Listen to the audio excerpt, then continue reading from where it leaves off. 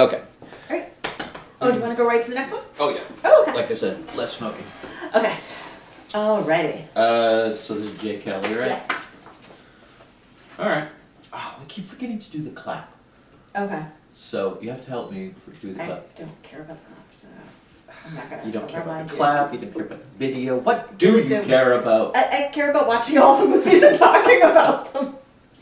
How and whether those are put out forth for the world. Okay. Hello everyone, welcome once again to Editing Academy. I'm Darryl. I'm Laura. This is our, what are we calling these? Honest reviews, more modern films? Yeah. Okay. Contemporary. Contemporary. So, an honest review of Jay Kelly.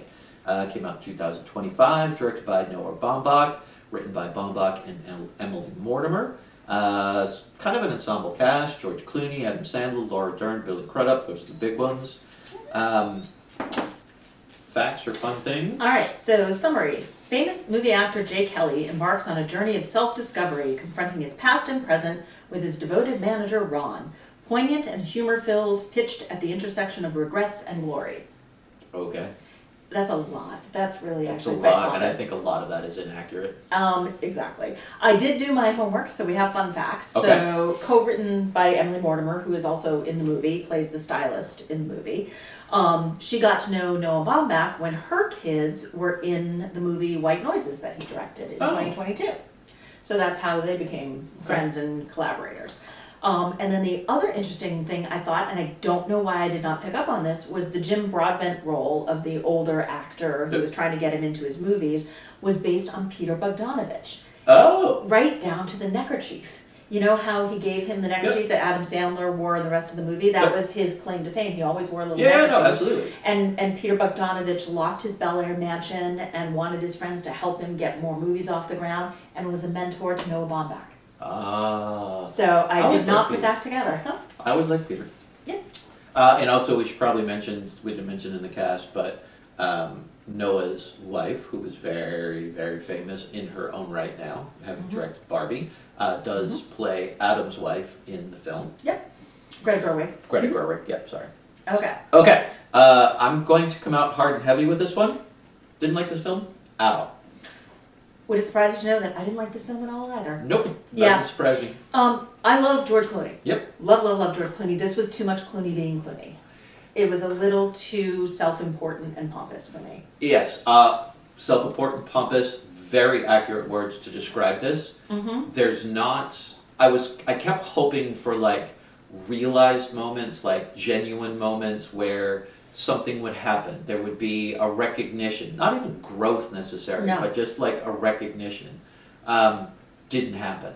Adam Sandler, who has completely come into his own as an actor, Uncut Gems, he's phenomenal in. Agreed. This, I don't think I'm not going to say he's the wrong actor. I just think he might not have been utilized correctly for this particular role. I think he was the best part of this, but I agree with you on that. So I enjoyed his performance. I enjoyed him as a dramatic actor, probably more than a comedic actor. I'm not a huge fan of comedies, which we've talked about. So I really liked him in this movie, but I agree with you. I don't know if it was the character mismatch to the actor or whether it was the character the way it was written. Wasn't that great. He didn't have a ton to work with. No, he didn't. And also, like, I kept just questioning constantly because there's 1,000 different points in this movie where he basically should have said, "Fuck you, I'm out." Yes. And everybody else did. Yes. And he consistently takes the abuse. Because in his head he has the misguided assumption that at the end of the day they really are friends and this is not a business relationship. Yeah. Granted, it's his most lucrative one, but it's not a business relationship, it's a friendship. He's 100% wrong. It is a business relationship because I think that Jay Kelly can't have genuine friendships or genuine connections with anybody. Right. Even at the end when they hold hands as they're watching the thing, it's a moment of connection. But it's not the moment of connection that we all think it is. No, it's like, look what we did together up there on the big screen.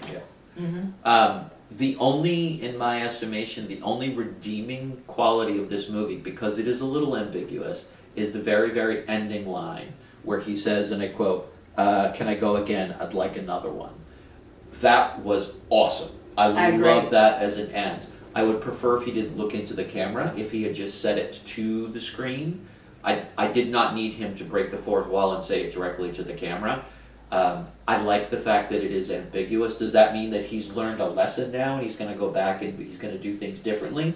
Or he just really liked the run so much he just wants to have the same thing happen again? Don't know, don't care. I think he wanted the same thing all over again. Wouldn't surprise me. Yeah, because I don't feel that he is deep enough to have the regrets that you want him to have. That said, again, Clooney can mug with the best of them. He is as charming as all get out. There were a few scenes, though, I think he's lost a little bit of weight, and there were a few scenes there where he looks so much like his father that it freaked me out. Have you ever seen Nick Clooney? Mm-mm. So his father did a lot of those TCM, like old movie intros. I'll show you a picture of him sometime. But the way he turned, it looks, and he had full white hair, looks exactly like him. And I think it was purposeful almost to show that, kind of he was that next generation. So I thought that was wild. And I will say, the ending, not just the last line, which I also very much enjoyed, the whole reel, it was meant to be emotionally manipulative, and I was emotionally manipulated and knew it at the time of, just like looking through kind of Clooney, watching Clooney's life, and, the character watching the people in the theater that were important to him. It was fully emotionally manipulative. It didn't match the rest of the movie in tone, and I really enjoyed it.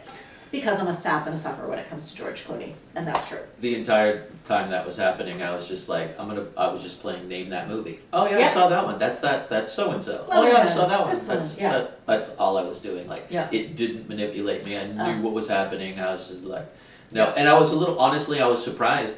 For some strange reason, when the montage happened and I realized we're going to spend time on it, Yeah. I expected it to be 100% fabricated. I Mhm. did not expect them to actually pull real life Yeah. clips. It was all real life, his movies or shows. Right, which was, I think, too meta for this movie. I do.